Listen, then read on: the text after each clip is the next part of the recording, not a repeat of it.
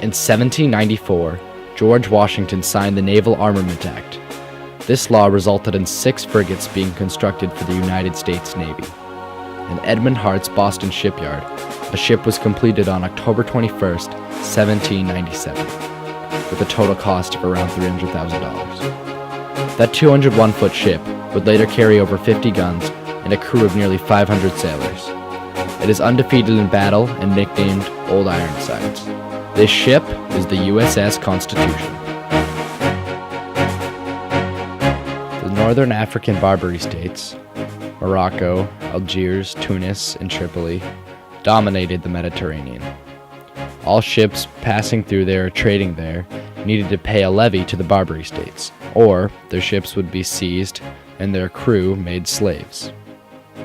The United States paid over $1 million in levies every year. This was more than 3 times the cost of the Constitution.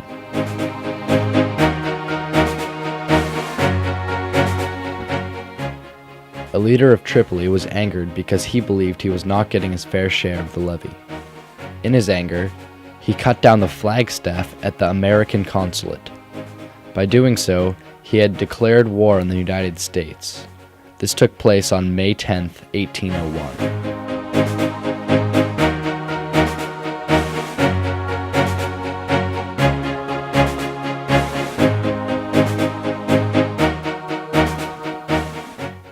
The U.S.S. Constitution was the flagship of the U.S. fleet sent to the Mediterranean. Under the command of Edward Peeble, the United States fleet blockaded Tripoli's port and shelled its fortifications and ships. On July 3, 1805, a peace treaty is written and signed in her cabin. It released U.S. prisoners, and the United States would no longer have to pay tribute to Tripoli.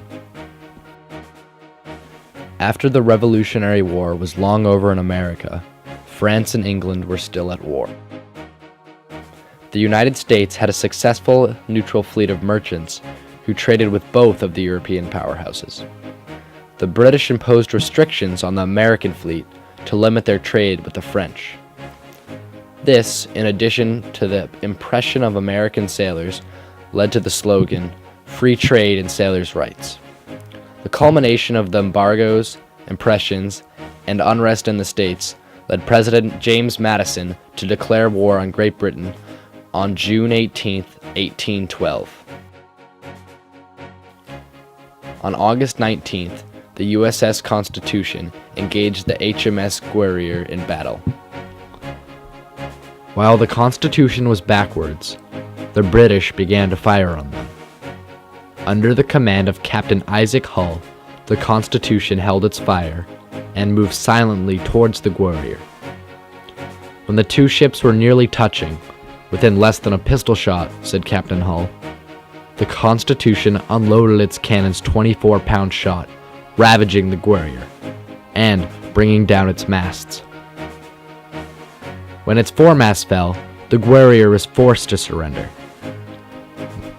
Meanwhile, the 18-pound British cannonballs bounced off the Constitution's 25-inch thick hull, thus earning the Constitution her nickname, Old Ironsides. In 35 minutes of battle, there were only 14 U.S. casualties and 78 for the British. Once the British had surrendered, their ship was burned and sunk. On August 30th, the Constitution returned to Boston in triumph. Its victory provided a crucial morale boost for the U.S. and dealt a huge blow to the reputation of the all-powerful British Navy. Today, it stands for the power of the underdog and American pride. It was undefeated in battle and is still in active service, staffed today by 50 to 80 active-duty U.S. Navy sailors. The Constitution is a historical relic that will always be a key part of America's history, and, even more so, part of Massachusetts' proud patriotic heritage.